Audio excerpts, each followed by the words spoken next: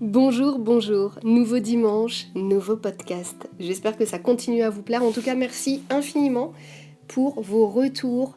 Parce que même si vous ne commentez pas, bande de petits coquinous, eh bien vous m'envoyez des messages privés.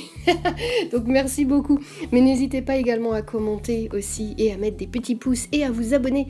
Parce que c'est ça aussi qui va contribuer au rayonnement de cette chaîne. Alors merci beaucoup. Aujourd'hui, on parle de quoi ? Eh bien on parle de la confiance.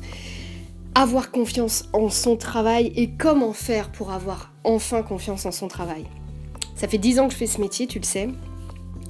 10 ans que je vis de cette passion, alors pas totalement à 100%, puisque c'était pas le cas au début. Quand j'ai commencé, j'avais un autre emploi. Et je dois te dire que même au bout de 10 ans, j'ai pas toujours totalement confiance. Est-ce que ça va te rassurer de savoir ça, toi qui démarres ? Pas forcément. Non, mais il faut être totalement transparent et je l'ai toujours été et je le serai toujours. Je fais tout ce qu'il faut au quotidien pour avoir confiance en mon travail. Et ça passe par beaucoup de choses. Alors c'est sûr que c'est pas en un podcast qu'on va pouvoir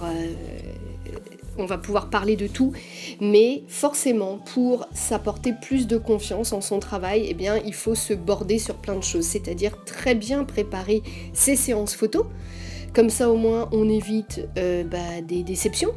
Et forcément, qui dit déception dit tiens, hop, la confiance en son travail est mise à rude épreuve.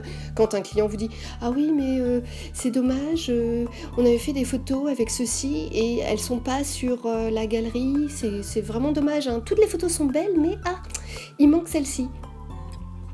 Si tu avais bien préparé, si tu avais communiqué et si tu avais bien expliqué les choses, t'aurais pas ce genre de choses. Et tout ça met à mal notre confiance en nous et confiance forcément en notre travail.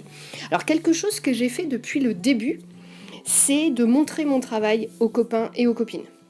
Ne pas avoir peur, d'envoyer le lien, le mot de passe, l'identifiant d'une galerie et de dire tiens, qu'est-ce que tu penses de cette séance ? Dis-moi ce que tu en penses, toi qui es professionnel, qui a un regard pro, tu me dis ce que tu en penses.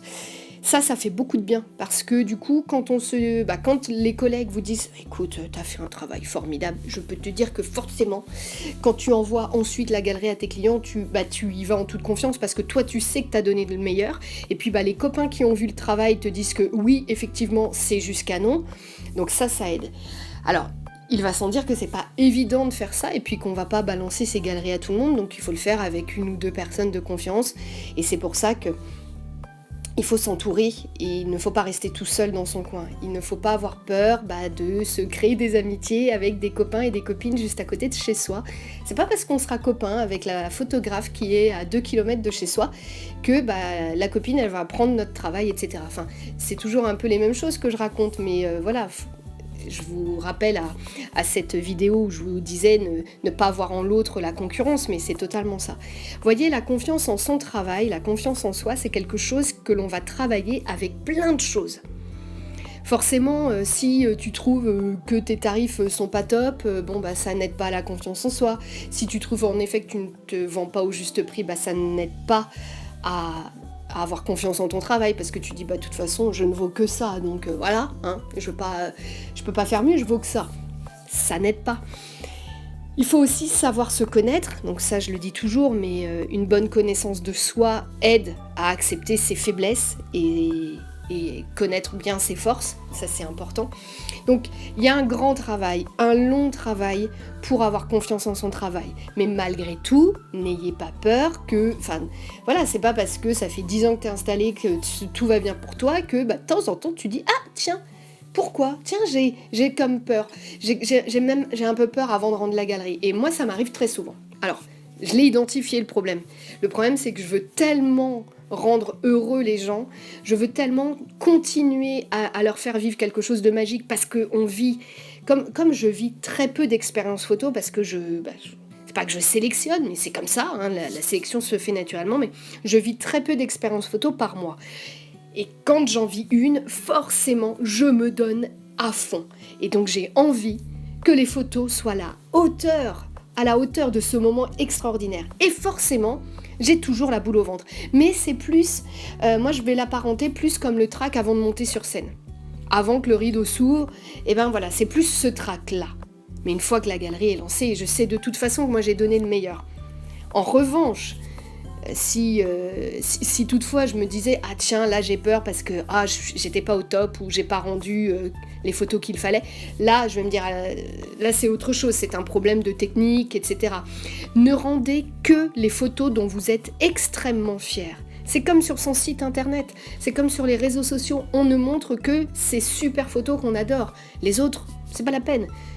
C'est pareil, ça sert à rien de montrer un travail qui ne vous plaît pas. Je disais l'autre jour, je n'aime pas photographier je disais dans mon calendrier de l'Avent que je n'aime pas faire par exemple des photos de groupe pour, je sais pas moi, une association. Voilà, lui faire sa photo de groupe. Ça me plaît pas.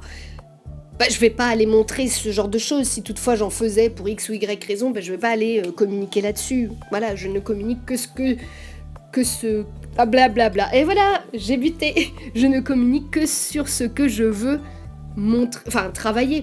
Si j'ai envie de faire des photos de petits bébés, je vais communiquer sur des photos de petits bébés, bien évidemment, mais sur les meilleurs des meilleurs. Je ne vais montrer que le meilleur du meilleur du meilleur. Parce que, je ne vais montrer et à mes clients, attention, ça veut pas dire que...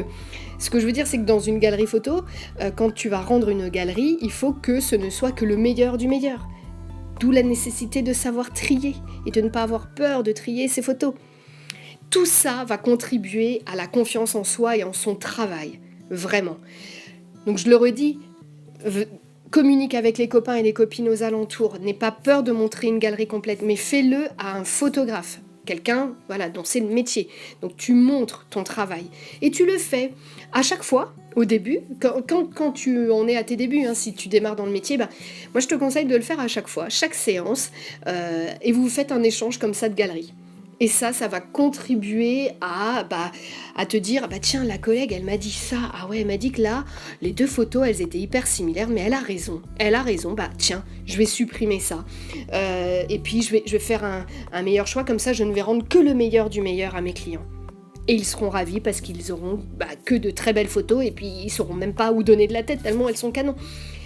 Et forcément, quand vos clients, derrière, vont vous contacter en vous disant voilà, on a découvert les images, on n'arrive pas à choisir nos photos, elles sont toutes belles, on veut acheter la galerie complète, on veut un album photo avec toutes les photos de la galerie parce que on ne peut pas choisir, et ça va t'aider forcément pour ta confiance. Donc n'aie pas peur de montrer ton travail aux copains. Et puis surtout, prépare bien chaque moment, prépare bien chaque séance, communique au maximum dans tous les détails. Je le dis et le redis, le diable se cache dans les détails. Donc à toi de ne pas avoir peur de trop en dire. On n'en dit jamais trop. Jamais, jamais, jamais. Donc fais des mails hyper précis où tu expliques le déroulé de la séance, le pendant, le avant, le pendant et le après, etc., etc. Prépare tout ça, et ça, je peux te le garantir, ça va contribuer à améliorer la confiance dans ton travail. Ça peut paraître un peu loin tout ça, mais vraiment, ça fonctionne. Vas-y, fais-le. N'aie pas peur et ça marchera. Et puis de temps en temps, oui, ça n'empêche qu'on a le stress avant de rendre une galerie, d'un mariage, etc., etc. Mais c'est parce que ça, c'est normal au bout d'un certain nombre d'années. Non, c'est juste parce qu'on a envie tellement de bien faire. On croit parfaitement en son travail. On sait que le travail qu'on a fourni est formidable, mais... est formidable. Attention, je mets des...